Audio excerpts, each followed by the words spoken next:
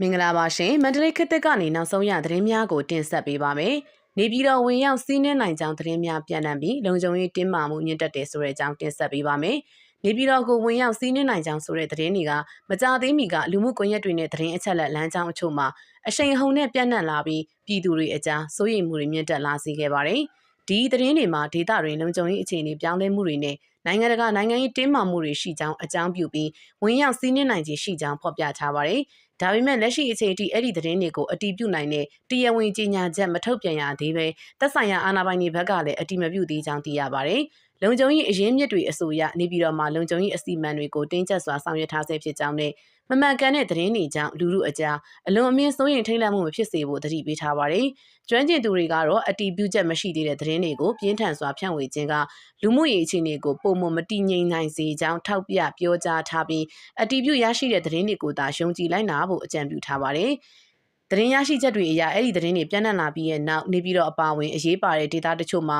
လုံခြုံရေးစောင့်ကြည့်မှုတွေတိုးမြင့်လှုပ်ဆောင်နေကြောင်းသိရပါတယ်။အချို့အစိုးရဆိုင်ရာလုပ်ငန်းဌာနတွေမှာလည်းလုပ်ငန်းဆောင်ရွက်မှုတွေကိုတတိထားဆောင်ရွက်လျက်ရှိကြောင်းသတင်းအရင်းမြစ်တွေကဆိုပါတယ်။တစ်ဖက်မှာနိုင်ငံတကာသတင်းဌာနတွေကတော့နေပြည်တော်ကိုပြစ်မှတ်ထားတဲ့စီးရဲလှုပ်ရှားမှုတွေနဲ့ပတ်သက်ပြီးအတည်ပြုနိုင်တဲ့အချက်အလက်မတွေ့ရသေးကြောင်းဖော်ပြထားပြီးလက်ရှိပြန့်နှံ့နေတဲ့သတင်းအချို့ကခံမှန်းချက်တွေနဲ့ကောလာဟာလတွေအပေါ်အခြေခံထားနိုင်ကြောင်းသုံးသပ်ကြပါတယ်။လုံခြုံရေးဆိုင်ရာတာဝန်ရှိသူတွေကလည်းပြည်သူများအနေနဲ့လူမှုကွန်ရက်ပေါ်မှာပြန့်နှံ့နေတဲ့အတိမပြုသတင်းတွေကိုမျှဝေခြင်းမှာရှောင်ကျဉ်ဖို့နဲ့တရားဝင်သတင်းအရင်းတွေကထုတ်ပြန်တဲ့အချက်လက်တွေကိုသာလိုက်နာဖို့ထပ်မံတတိပေးပြောကြားထားပါတယ်။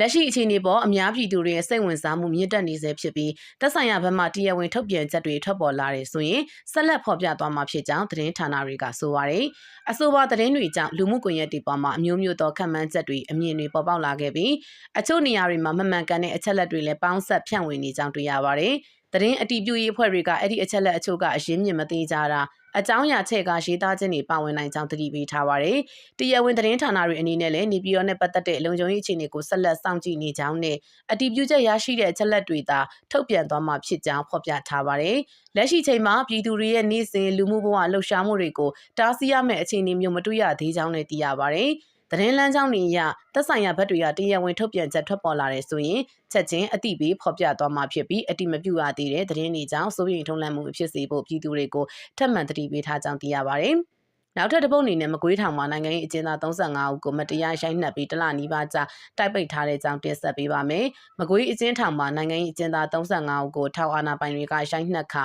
မတရားတိုက်ပိတ်ထားတယ်လို့မြန်မာနိုင်ငံလုံးဆိုင်ရာနိုင်ငံရေးအကျဉ်းသားများကွန်ရက် PPNN မှဗဟိုဦးဆောင်ကော်မတီဝင်ကိုတိုက်ထုံးကပြောပါတယ်။2025ခုနှစ်ဒီဇင်ဘာ10ရက်နေ့မကွေးအကျဉ်းထောင်ရှိအမျိုးသား၄အဆောင်မှာနိုင်ငံရေးအကျဉ်းသားတွေကိုအကျဉ်းထောင်တစ်ခုလုံးရှိစားပြီးသားပကံတွေကိုလူ10ဦးတစ်ဖွဲ့စီနဲ့ထောင်အာဏာပိုင်တွေကစေးကျုပ်ဖို့ခိုင်းစေခဲ့ကြောင်းဒါပေမဲ့နိုင်ငံရေးအကျဉ်းသားတွေကမဆောင်ရွက်နိုင်ကြောင်းပြောဆိုခဲ့တဲ့နိုင်ငံရေးအကျဉ်းသားတွေကိုထောင်အာဏာပိုင်တွေကရိုက်နှက်ခဲ့ကြောင်းသိရပါတယ်။ဒီလိုပကံမစေးနိုင်ဘူးလို့ပြန်ပြောခဲ့တဲ့နိုင်ငံရေးအကျဉ်းသားတွေကိုခေါင်းငုံထိုင်ခိုင်းခြင်းခေါင်းမငုံသူတွေကိုမျက်နှာအဝတ်စီးပြီးရိုက်နှက်ခြင်းနေပူလန်းခြင်းများပြုလုပ်ခဲ့ပြီးခေါင်းကွဲဒဏ်ရာရရှိသူများလည်းရှိခဲ့ကြောင်းသိရပါတယ်။မကွေးထောင်ထဲမှာနိုင်ငံရေးအကျဉ်းသားတွေကိုတဆောင်လုံးမှာရှိတဲ့အကျဉ်းသားတွေစားထားတဲ့ပကံတွေကိုစေးခိုင်းတဲ့တာဝန်တွေပေးခဲ့တာရှိတယ်လို့သိရပါတယ်။ဒီခါမျိုးမှာနိုင်ငံရေးအကျဉ်းသားတွေထဲမှာလည်းမိမိတို့ကနိုင်ငံရေးအကျဉ်းသားတွေဖြစ်တဲ့ရာဇဝတ်ကြောင်းအရပြစ်ဒဏ်ခံနေရတာမဟုတ်ဘူးဒီတော့ဒါကိုမစေးနိုင်ကြောင်းပြန်တင်ပြတာရှိတယ်။ဒီလိုအခါမျိုးမှာထောင်ပိုင်နေနဲ့တွေ့ရဆိုခေါင်းငုံရတယ်ဒီလိုအခြေအနေမျိုးမှာခေါင်းမငုံတဲ့သူတွေကိုသူတို့တွေအနေနဲ့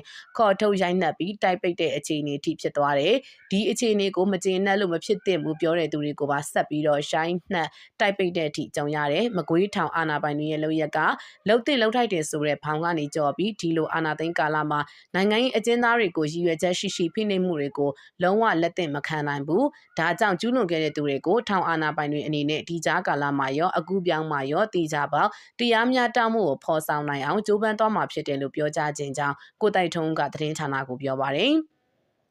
ဒါပြင်နိုင်ငံရေးအကျဉ်းသားအချို့ကိုလည်းမြေပြင်ပေါ်အမှောက်ခိုင်းပြီးနံပါတ်တုပ်တွေဝါယာကျိုးတွေနဲ့မိန်ကျိုးအတုပ်တွေနဲ့ရိုက်နှက်ခဲ့ကြောင်းအဆိုပါဖြစ်စဉ်ကြောင့်နိုင်ငံရေးအကျဉ်းသားစုစုပေါင်း35ဦးတိုက်ပိတ်ခံခဲ့ရပြီးဒီဇင်ဘာ10ရက်မှဒီကနေ့အထိဆက်လက်တိုက်ပိတ်ခံထားရဆဲဖြစ်ကြောင်းသိရပါတယ်။လက်ရှိအချိန်ထိအရိုက်ခံရသူတွေရဲ့ကျန်းမာရေးအခြေအနေတွေကိုမိသားစုဝင်တွေကအတိအကျမသိရသေးကြောင်းဒီလိုနိုင်ငံရေးအကျဉ်းသားတွေပေါ်အကြမ်းဖက်မှုတွေကိုထောင်ဝန်တန်းတွေဖြစ်တဲ့တပ်ပိုင်ဆိုနဲ့အတူအဆောင်1မှတန်းစီတင်အောင်ထွန်းအဆောင်3မှတန်းစီစစ်သားကြီးအဆောင်2မှ မှတန်းစီငပွေးနဲ့အဆောင်လေးမှအခန်းလူကြီးမြက်ကိုတို့ကအတူပါဝင်ခဲ့ကြကြောင်းသိရပါတယ်။ဒါပြင်မကွေးအကျဉ်းတောင်ရှိထောင်ဝင်တန်းတွေကထောင်တွင်းမှာရောင်းချတဲ့ဈေးဘားတွေကိုမတန်တဆဈေးတွေနဲ့ရောင်းချနေတဲ့အတွက်နိုင်ငံရေးအကျဉ်းသားတွေကထောင်ဝင်တန်းတွေရဲ့ဝင်ငွေကိုဖျက်တောက်ဖို့ထောင်မှရောင်းချတဲ့ကွန်းရတွေကိုဝယ်မစားဘဲကွန်းဖြတ်တောက်ရေးလှုပ်ရှားမှုကိုဒီဇင်ဘာလ19ရက်နေ့မှာပြုလုပ်ခဲ့ပြီးဒီလိုပြုလုပ်ခဲ့တဲ့အတွက်နိုင်ငံရေးအကျဉ်းသား17ဦးထောင်ဝင်တန်းတွေကရိုက်နှက်ခါချီချင်းတွေခတ်ပြီးတဲ့နောက်ဒီကနေ့ချိန်ထိတိုက်ပိတ်ထားဆဲဖြစ်ကြောင်းသိရပါတယ်။လက်ရှိမှာထောင်ဝင်စာအပြင်စီနဲ့တစ်တီးတွေကိုခွင့်မပြုခြင်း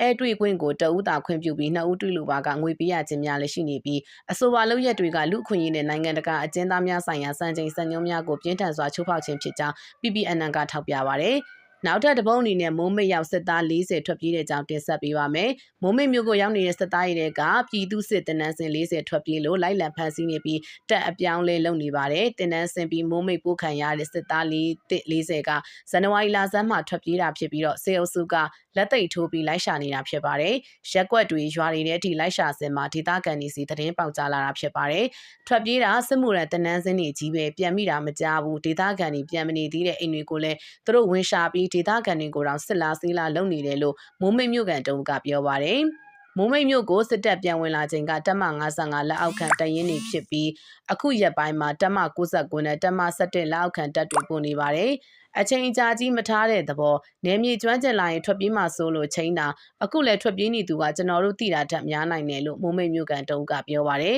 ။ဇန်နဝါရီလဆန်းမှာစစ်တပ်ကအစီး20ကျော်ကမိုးကုတ်မိုးမိတ်လမ်းအတိုင်းဝင်လာတယ်လို့သိရပါတယ်။မိုးမိတ်မြို့ဟာတောင်တက် TNL က2029စစ်စင်ရေးနဲ့တူသိမ်းယူထားတဲ့မြို့ဖြစ်ပါတယ်။သိမ်းယူထားတဲ့မြို့တွေနဲ့မိုးကုတ်မြို့နဲ့မိုးမိတ်မြို့တို့ကိုစစ်ကောင်စီတံပြန်အပ်ဖို့တရုတ်နိုင်ငံကူမင်းမြို့မှာစစ်ကောင်စီနဲ့ဆွေးနွေးသဘောတူခဲ့ပါတယ်။စစ်ကောင်စီတပ်ဖွဲ့ဝင်တွေကနိုဝင်ဘာလ25ရက်နေ့လယ်ပိုင်းကစပြီးတော့မိုးမိတ်မြို့တွေကိုကားတွေနဲ့ဝင်ရောက်လာတာဖြစ်ပါတယ်။မြို့ပေါ်ကဌာနဆိုင်ရာအဆောက်အုံတွေပြင်ဒေသခံတွေရဲ့နေအိမ်မှာလည်းတက်ဆွဲထားပါတယ်။မိုးမိတ်မြို့ဘော်လုံးကွင်းထဲမှာအများဆုံးတက်ဆွဲထားပြီးမြို့တွေကိုမကြာခဏကင်းလဲနေတာပါ။စစ်ကောင်စီစစ်ကြောင်းတွေမှာပြည်သူစစ်မှုထမ်းတွေအများဆုံးပါနေရလို့သိရပါတယ်။အမျိုးသားညီညွတ်ရေးအစိုးရကာကွယ်ရေးဝန်ကြီးဌာန MOD စစ်ရုံးချုပ်ကမိုးကုတ်မိုးမိတ်ဒေသစစ်စင်ရေးစေဦးစီးဖွဲ့ကိုနိုဝင်ဘာလ9ရက်နေ့မှာစတင်ဖွဲ့စည်းခဲ့ပြီးတော့စစ်ကောင်စီစစ်ကြောင်းတွေကိုနိုဝင်ဘာလ30ရက်နေ့ညနေ6နာရီကစပြီးတိုက်ခိုက်ခဲ့ပါတယ်။